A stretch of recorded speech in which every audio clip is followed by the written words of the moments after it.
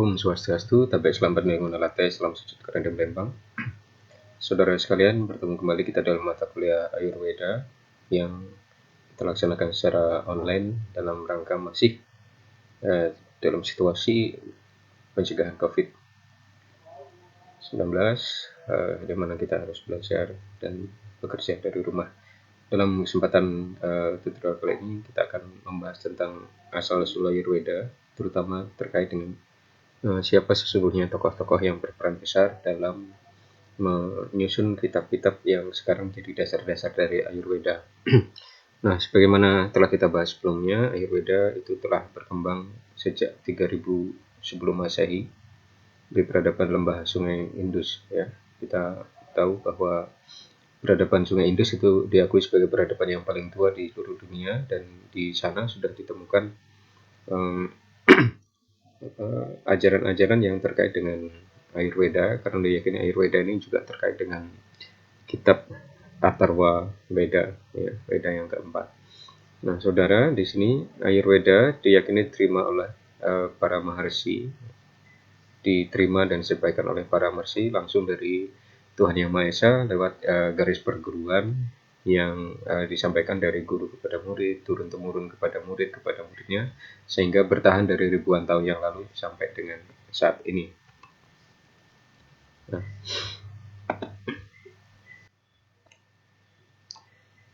Nah, Ayurveda, bagaimana Ayurveda bisa bertahan dari ribuan tahun yang lalu hingga saat ini. Jadi sebenarnya ilmu pengetahuan Ayurveda atau pengetahuan tentang kehidupan itu telah dipraktekkan tadi tanpa terputus selama ribuan tahun, diturunkan dari para guru kepada para siswa.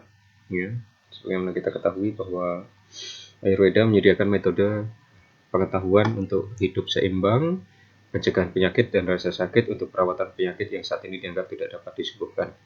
Nah, pengetahuan tersebut disampaikan turun-temurun dari satu generasi ke generasi, dari para guru pada muridnya, kemudian diturunkan lagi. Nah, sampai dengan di abad modern ini, sayangnya kemudian Ayurveda itu From Canada to India, from Australia to Nigeria, from the Caribbean to South Africa, the British Empire once ruled over a third of the people on earth. ya, ini menunjukkan video tentang dokumentasi penjajahan Inggris ke India dan negara-negara lain pada tahun 1900, sejak tahun 1858 sampai dengan 1947. Nah, sayangnya selama masa penjajahan Inggris di India ini, begitu banyak hal yang dilakukan oleh penjajah untuk merusak atau menghancurkan tradisi-tradisi atau peradaban budaya lokal masyarakat yang dijajahnya, termasuk yang dilakukan terhadap masyarakat India, sehingga termasuk ilmu Ayurveda pun pada saat itu ya dianggap semacam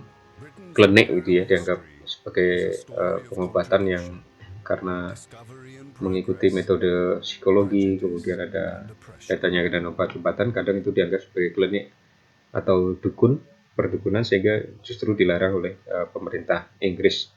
Ya. Karena itu pada masa itu para Waidya itu adalah sebutan untuk dokter atau guru yang menguasai ilmu Ayurveda, namanya Waidya, yang ulung, itu mereka banyak yang dianiaya dan banyak perpustakaan dan sekolah-sekolah dibakar, yang menyimpan begitu banyak pengetahuan tradisional, pengetahuan yang sangat-sangat penting itu banyak yang dibubarkan dan bahkan dibakar. Nah, beruntungnya sejak masa pendudukan asing itu, ya, berakhirnya sekitar abad ke-20, masih saja pengetahuan Veda tersebut disampaikan secara turun-temurun, tetapi juga meskipun dilarang, itu dilakukan, ya, masih dilakukan dengan cara dipraktekkan di rumah-rumah. Di Ayurveda, meskipun tadi selama penjajahan itu dilarang secara resmi buka di tempat umum, tetapi keadaannya boleh dikatakan ini istilahnya adalah semi dorman atau hibernasi gitu ya, karena dipraktekkan secara diam-diam sebagai bentuk pengobatan di kalangan keluarga di rumah-rumah. Jadi karena pemerintah Inggris melarang pengobatan Ayurveda dilaksanakan di tempat-tempat umum, secara diam-diam pengobatan ini tetap dilaksanakan oleh para wajya atau dokter itu dalam bentuk pengobatan di rumah-rumah di kalangan keluarga. Karena itu sempat pada masa itu pengobatan Ayurveda itu seolah dianggap sebagai resep pengobatan yang dilakukan dari keluarga atau resep rumahan gitu ya, home remedies. Jadi disebut home remedies itu artinya pengobatan rumahan, skala rumahan. Itu karena sempat dilarang dan prakteknya dianggap sebagai sesuatu yang tidak masuk akal oleh penjajah Inggris. Tapi kemudian masih ada berbagai sastra tertulis ya, meskipun begitu banyak kerusakan yang terjadi, masih ada sastra atau kitab-kitab tertulis tentang Ayurveda yang telah tersimpan dari zaman kuno yang ditulis oleh para resi atau para acarya pada masa itu, yang kemudian itulah yang masih menjadi sumber acuan setelah pemerintah Inggris pergi, kemudian modernisasi dilakukan, masih begitu banyak catatan-catatan tentang pengetahuan Ayurveda tadi yang tersimpan di dalam kitab-kitab yang tertulis. Salah satunya adalah yang namanya Caraka Samhita. Caraka Samhita itu disusun beberapa ribu tahun yang lalu berdasarkan ajaran Resi Punarwasu Atreya yang di dalamnya berisi permata kebijakan praktis yang tetap menjadi karya yang paling dihormati dalam bidang Ayurveda hingga saat ini. Kita akan selanjutnya membahas siapa itu Caraka. Ya. Kita mengenal istilah Dharma Acarya atau ya Acarya berarti adalah guru besar ya, para guru, orang-orang yang disucikan yang berperan besar dalam ini Acarya dalam bidang Ayurveda. Salah satunya tadi adalah Resi Caraka, sehingga kita mengenal namanya Caraka Samhita. Nah, Caraka ini hidup diperkirakan sekitar abad kedua sebelum Masehi sampai dengan abad pertama Masehi, itu perkiraannya. Kemudian beliau ini berperan besar, Resi Caraka ini berperan besar dalam membuat tadi ada satu kitab, jenis kitab yang namanya Caraka Samhita, yang dimana beliau menyebut ini disebut bukunya, karyanya ini berisi tentang klasifikasi pengobatan, ya, klasifikasi obat-obat itu yang disusun oleh Resi Caraka. Karena itu ada buku yang berjudul The Legacy of Caraka, yang artinya peran penting atau kedudukan penting dari Resi Caraka ini dalam bidang Ayurveda. Apa saja sih yang dilakukan Resi Caraka? Nah, saudara, kita mengenal yang disebut dengan kitab-kitab Samhita, ya, Caraka Samhita. Apa sih sebenarnya Caraka Samhita? Caraka itu adalah nama resinya. Nah, Samhita itu adalah jenis kitab suci, pustaka Weda, di mana Samhita itu berarti menyusun atau menyatukan menjadi kesatuan atau mengkombinasi secara struktur dari ayat atau mantra. Jadi dari kata dasar Sam yang berarti benar dan tepat, dan Hita yang berarti diatur atau keseluruhan. Jadi Caraka Samhita itu sebenarnya berisi mantra, ya, sama seperti kalau kita ketahui ada Catur Veda, ya, di dalam kitab Catur Veda, 4 Veda itu kita mengenal 4 Catur Veda itu jenis teksnya itu disebut dengan Samhita. Makanya ada Rig Veda Samhita, Yajur Veda Samhita, Atharva Veda Samhita, Samaveda Samhita, sebutannya begitu. Nah, Samhita itu berisi mantra-mantra yang doa-doa pujian yang di dalamnya itu berisi hal-hal yang dinasihatkan. Nah, terkait Caraka Samhita, Resi Caraka itu, Caraka Samhita menyusun mantra-mantra, ayat-ayat yang kemudian di dalamnya ini, ya, berisi ilmu pengobatan atau terapi penyembuhan berbagai jenis penyakit, baik penyakit fisik maupun psikologis. Jadi ilmu pengobatan atau terapi ini dituliskan oleh Resi Caraka ini dalam bentuk samhita atau baris-baris doa mantra yang di dalam mantra itu berisi ilmu pengetahuan tentang bagaimana seharusnya terapi atau penyembuhan dari berbagai penyakit itu dilakukan, baik yang penyakit fisik maupun penyakit yang sifatnya psikologis. Kemarin kita sudah bahas bahwa kelebihan dari Ayurveda adalah pengobatannya bersifat holistik. Holistik dalam arti bahwa pengobatan yang dilakukan itu tidak hanya menyembuhkan penyakit saja, tidak hanya gejala-gejala penyakitnya yang disembuhkan, tetapi juga akar persoalan yang menimbulkan penyakit itu juga diobati. Karena itu pengobatannya bersifat fisik maupun secara psikologis, terutama apa yang menyebabkan seseorang sakit misalnya dari sisi pikirannya, kejiwaannya dan sebagainya itu diobati. Nah, disinilah Caraka Samhita atau Samhita yang ditulis oleh Resi Caraka tadi menguraikan ini, ya, berbagai jenis terapi yang bisa dilakukan untuk menyembuhkan berbagai jenis penyakit tersebut sejak masa 5.000 tahun yang lalu itu, ya. Kemudian di dalam Caraka Samhita itu juga berisi cara menjaga kesehatan baik fisik maupun mental supaya seseorang bisa mencapai umur yang panjang. Ini yang tadi kita sebut ayu, ya, ayu. Ayurveda berasal dari kata ayu yang berarti kehidupan, dalam arti hidup yang panjang dan sehat, ya.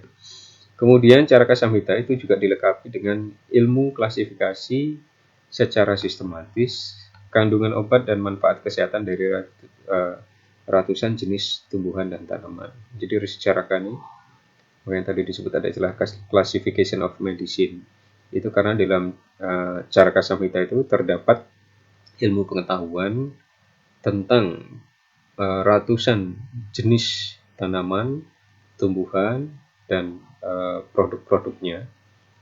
Misalnya ada akarnya, batangnya, bijinya, bunganya dari tanaman dan tumbuhan itu, semuanya diuraikan yang manfaatnya apa, kemudian bagaimana dosisnya dan sebagainya untuk mengobati atau melakukan terapi untuk pengetahuan, untuk pengobatan tersebut.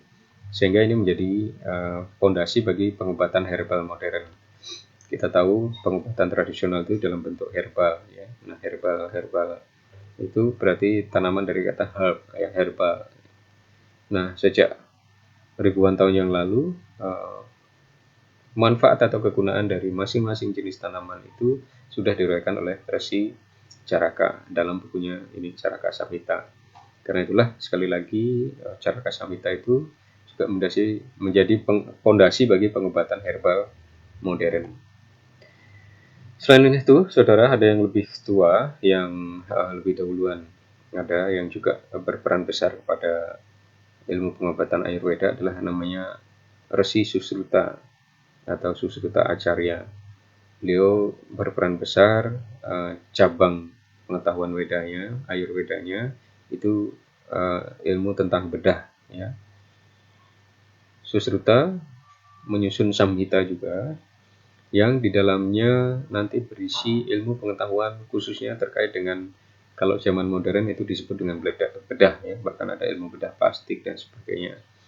Nah, apa saja yang disusun oleh Resi Susruta dalam Susruta Samhita itu? Ini saya ambil kutipannya dari ilustrasi ini dan bahasa Inggrisnya, ya. Yang kita tentu nama-nama ini masih nanti harus kita pelajari dalam pertemuan selanjutnya. Tapi apa yang dilakukan oleh Resi Susruta ini adalah terutama melakukan pengobatan dalam bentuk bedah. Kita tahu salah satu bentuk penyakit yang misalnya ada patah tulang, kemudian ada memar, lalu ada penyakit-penyakit yang lain yang untuk menyembuhkannya itu perlu dilakukan dengan operasi. Nah, inilah yang kemudian dilakukan oleh Resi Susruta. Salah satunya adalah menyusun Samhita tadi. Di dalamnya ada 7 cabang ilmu tentang bedah, ya. Ini ada nama excision, ada sacrification, puncturing, ada exploration, extraction, evacuation, and suturing. Nanti kita akan pelajari secara lebih mendalam dalam pertemuan selanjutnya apa saja yang dimaksud dengan istilah-istilah yang dalam bahasa Inggris ini, ya, padanannya apa dalam Ayurveda. Kemudian juga ini ada pengobatan katarak misalnya, ya.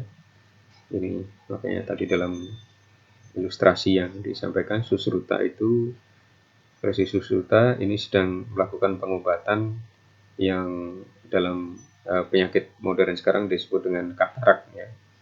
Operasi mata, operasi katarak. Inilah Resi Susuruta yang ilmunya itu dituangkan di dalam Susuruta Samhita. Kemudian ada juga ilmu tentang anatomi ya, anatomi tubuh manusia yang didapatkan berdasarkan mempelajari pada mayat gitu ya. Seperti pengetahuan modern sekarang, kalau orang melakukan otopsi, melakukan otopsi, maka yang diotopsi adalah jenazah. Nah, sejak zaman Susuruta ini sudah ada pengetahuan tentang itu. Kemudian tadi ada berbagai jenis amputasi, kemudian ada tumor, ada hernia, dan lain-lain, itu diuraikan di dalam kitab-kitab Susuruta Samhita. Nah, demikian saudara, jadi ada setidaknya 2 tokoh besar di dalam Ayurveda. Tentu saja ada guru-guru yang lain, ada acara-acara yang lain yang berperan besar di dalam pengobatan Ayurveda ini, karya-karyanya. Tetapi 2 ini yang kita bahas ini yang penting adalah Resi Charaka dan Resi Susuruta. Nah, apa saja yang diajarkan oleh kedua Maharishi ini dalam Samhita-samhitanya, itu yang nanti akan kita bahas dalam pertemuan selanjutnya tentang prinsip-prinsip pengobatan Ayurveda. Apa saja yang menjadi konsep dalam pengobatan Ayurveda, semuanya akan didasarkan pada ajaran-ajaran ilmu yang tertulis dan tersistematisasi oleh 2 orang guru besar, profesor dalam bidang Ayurveda itu, yaitu Susuruta dan Charaka. Kita akan bertemu dalam video selanjutnya yang akan membahas yang namanya Prakriti dan dosa menurut Ayurveda. Demikian, Om Santi Santi Santi Om.